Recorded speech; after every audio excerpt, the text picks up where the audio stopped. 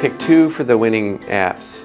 We picked Woo Woo from Denmark, which is it's by Step In Books, and then you actually step into a picture and explore around. So it uses the accelerometers, a very innovative way to tell stories. So we were looking for this kind of innovation. That was in the fiction, and then in the nonfiction, we chose a title from the United States called Attributes, and we thought it was a very honest, unfiltered approach of giving children mathematical problems to let them discover the wonder of math. And we liked how it just let kids pick any level and so on. So those were the two winners. Some new trends and features for 2016 included entries of stores, entire stores to distribute content to children. Definitely the signs of trying to monetize the space were shown in the entries this year, including selling subscription models, because the tablet is giving us very stable platform. We can deliver the retinal display. I mean, how much better can it get? The sound is gorgeous. We reviewed a lot on the iPad Pro this year, and that it was a step up in the quality. Definitely VR is coming, and you know, the title we picked, the Step In, the idea of stepping into a story or putting your head inside of a story, we'll see more of those kinds of titles in the future. We had a good time looking through all of the apps as always. It's kind of like a treasure hunt, and the ones that we finally settled on after a lot of talking and demoing illustrate a really wide diversity of what this medium can do. They include traditional stories, but they also include things like you flip your tablet upside down to take a different perspective of a character. There are examples of using the tablet as a prop for play. There's one where you pull your face in living video inside of an illustration, and it makes you do all kinds of funny things with your face. So lots of diverse things. I think it's good news for kids and parents and publishers.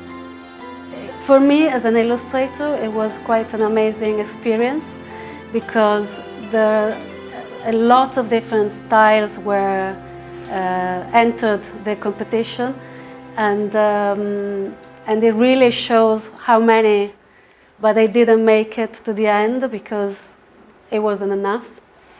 But I'm very happy with the winners, because I think they are quite striking from the point of view of illustrations. Well, this has been my second year as a judge of the prize, and it's been every bit as exhausting. We had 177 apps to sit through, and thank goodness there were a few really excellent apps, and I believe we've chosen very deserving winners. One of the trends I noticed is that a lot of the apps, the best apps, are really well polished. They have excellent sound, for example, excellent music. Well, I'm really happy to give my time and look carefully through 177 apps, because I think it's so important in a new medium to take it seriously and to really gather a group of professionals who work in the industry and look carefully and identify what is really outstanding, where there is really excellent work. And the app stores are such crowded places, and there's an awful lot of crap, not to put too fine a word on it. And I think something like this prize really is important in pulling out what's worthwhile in this industry. In the non-fiction category, we chose an app called Attributes. And it's a very brave app in the sense that it tackles an extremely difficult subject in mathematics and logic. And it takes a kind of unflinching approach to the subject. And one of the things we really liked is that it puts the learning, the pedagogy, into the hands of the children who are learning. And they can explore the puzzles at their own pace. It's very imaginative, it doesn't use gimmicks, it's just an excellent way to get into a difficult subject. It's always really hard to say where the media is going. What we see from the entries this year is that the medium of the iPad is being used in a really new way. You can see it with the winners, with Woo Woo, for example, where they use the iPad as a storytelling device, which uses the area around you of 360 degrees, which is really, really nice.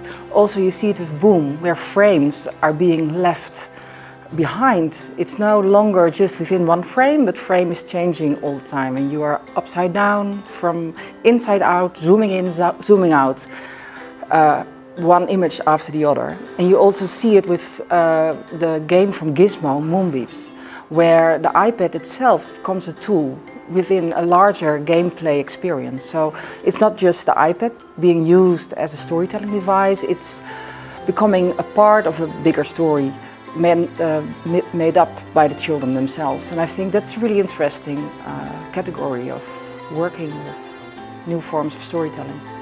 The Bologna Ragazzi Digital Award is important because it happens in the context of the Bologna Children's Book Fair. It's the world's largest children's publishing event, exclusively for children. And obviously, publishers want to know how to use this new medium. That's our job. We're looking through 177 recent titles. We're looking for new ways to tell stories, and we found some really exciting things to tell.